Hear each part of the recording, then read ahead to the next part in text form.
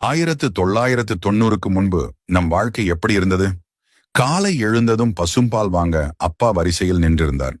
வாங்கி வந்த தண்ணீர் கலக்காத பாலில் அம்மா டீ போட்டு கொண்டு வந்தார். குடும்பத்துடன் அமர்ந்து டீ குடிப்பதை கூட அவரவர் முகத்தை பார்த்து ரசித்து குடித்தோம். ஆர்ப்பாட்டமே இல்லாமல் நாம் அனைவரும் தொலைவில் உள்ள பள்ளிகளுக்கு கூட நடந்தே சென்றோம். ஆசிரியரின் மீது மரியாதையும் பயமும் இருந்ததே தவிர ஒரு நாளும் ஆசிரியரை தரக்குறைவாகவோ இழிவாகவோ ஒரு மாணவனும் நினைத்ததில்லை.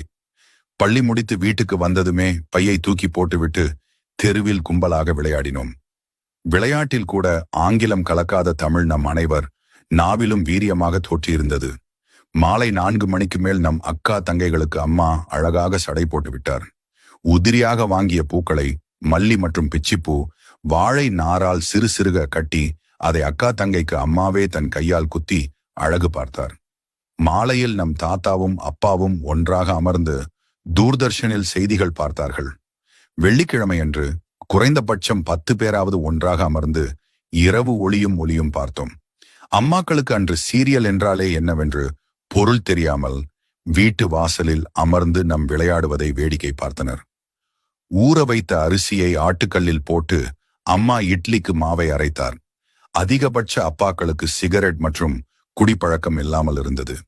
ஞாயிற்றுக்கிழமை